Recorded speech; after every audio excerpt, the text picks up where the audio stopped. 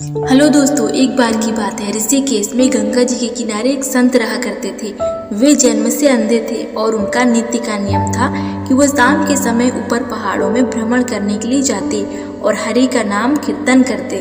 एक दिन उनके एक शिष्य ने उनसे पूछा, बाबा आप हर रोज इतने ऊंचे ऊंचे पहाड़ों पर भ्रमण करने के लिए जाते हैं, वहाँ बहुत गहरी गहरी खाइयाँ भी हैं और आपको आँखों से दिखाई भी नहीं देता है, क्या आपको डर नहीं लगता अगर कभी पैर लड़खड़ा गए तो? बाबा ने कुछ नहीं कहा और शाम के समय शिष्य को साथ लेकर भ्रमण के लिए गए। पहाड़ों के मध्य आते ही बाबा ने शिष्य से कहा, जैसे ही कोई गहरी खाई आए तो बताना।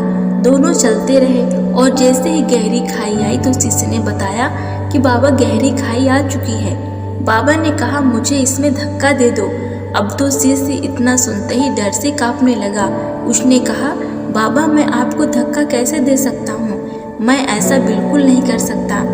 आप तो मेरे गुरुदेव हैं, मैं तो किसी अपने शत्रु को भी इस खाई में नहीं धकेल सकता।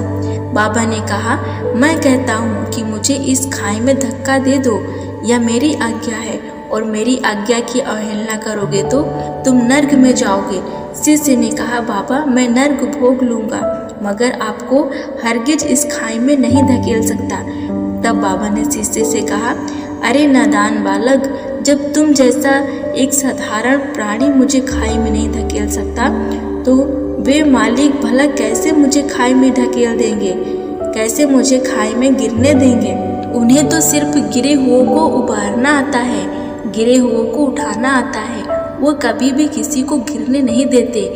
वह पल हर पल हमारे साथ हैं। बस हमें विश्वास रखना होगा उस पर। नमस्कार दोस्तों।